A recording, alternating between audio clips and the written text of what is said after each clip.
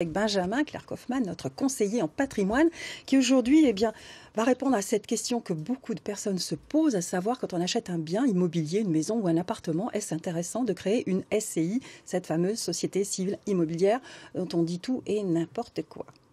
Alors, réponse un peu de politique, ça dépend. Ça dépend avant tout de votre objectif, de ce que vous voulez faire. Une SCI, effectivement, répond à un certain nombre de problématiques, mais par contre, de l'autre côté, on a quelques contraintes qui sont liées. Bon, alors, avantages. Avantage. Les inconvénients. Si on veut transmettre un bien à ses enfants, à ses petits-enfants, on peut effectivement, soit dès le départ, soit au fil de l'eau, intégrer des associés, faire des donations, ce qui va faciliter la transmission. Et on peut aussi, le cas échéant, procéder à un démembrement de parts de SCI envers ses enfants, ses petits-enfants ou son conjoint. Donc ça, déjà, c'est un premier avantage. Second avantage, au moment de la succession, lorsqu'on rédige les statuts, on peut prévoir effectivement le cas du prédécès. Donc, un des associés va décéder en premier. Et à ce moment-là, les enfants ou les petits-enfants, enfin le reste des associés dans la société, vont avoir la possibilité d'acheter de façon préférentielle en premier les parts de cette société-là. Et donc, de conserver derrière, in fine, le patrimoine. bien. Tout à fait. Tout à fait.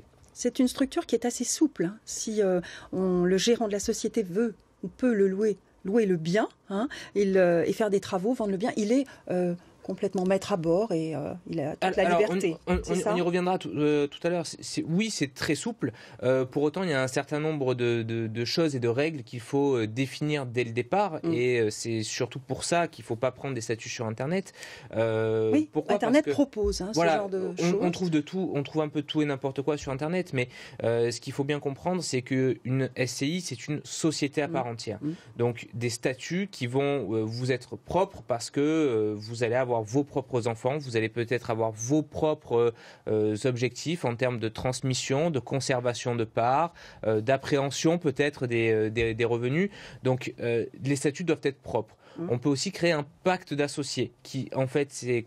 Qu'est-ce que c'est qu'un pacte d'associés? Ça va régir tout simplement les règles entre associés et de dire, moi, on est associés tous les deux dans une SCI, mais c'est moi qui vais conserver le pouvoir de mettre en location, d'appréhender les revenus, qui vais décider de telle ou telle chose. On fait du cas par cas, en exactement. En fonction de ses besoins. Exactement, complètement. Donc c'est vraiment pour ça que c'est très important de faire des statuts et des statuts qui nous correspondent. Voilà. Alors, les avantages, on y revient sur la succession.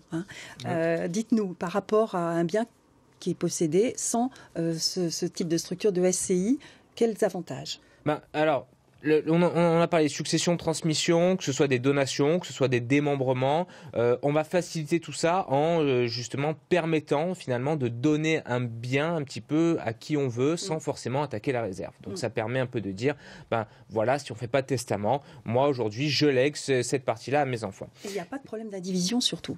Voilà, ça, la SCI c'est un autre avantage. Alors, c'est pas qu'il n'y a pas d'indivision, c'est que ça permet de régler l'indivision. Si demain on achète un bien, tous les deux, 50-50 sans SCI, il n'y a pas de règle, il n'y a rien de défini. Donc, qui va décider de la mise en location? Qui va devoir prendre en compte les charges, les travaux, etc. Qui va devoir assister aux assemblées générales? C'est un petit peu le fouillis. Quand on vend, qu'est-ce qui se passe? Le fait de faire une SCI, on en revient, les statuts et le pacte d'associés, on va définir les règles finalement entre nous et de dire, voilà, c'est moi qui vais par exemple me charger des travaux, de petites rénovations, c'est vous Laurence qui irez aux assemblées générales, etc. etc. Donc c'est pour ça que ça permet complètement de régler ce problème de l'indivision. Alors pour terminer, ça peut être aussi une bombe à retardement. Dans quel cas? C'est là où vous mettez en garde. Ça peut être une bombe à retardement. L'un aujourd'hui on va dire des cas les plus fréquents, quand on est marié, le conjoint survivant dispose de ce qu'on appelle un droit viager au logement. Donc les deux conjoints vivent finalement dans un appartement.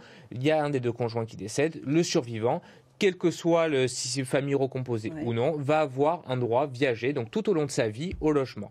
Si jamais on crée, exactement, sans payer de loyer, exactement, si on crée une SCI, À ce moment-là, l'appartement n'est plus considéré comme résidence principale parce que fait partie d'une société et le conjoint peut être mis dehors complètement par les enfants. Ça, il faut le savoir. Il faut le savoir.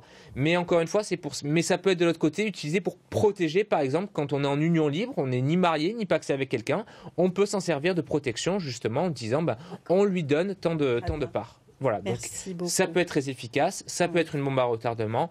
Attention, du cas par cas. Se renseigner. Exactement, tout à fait. Merci beaucoup Benjamin, Claire.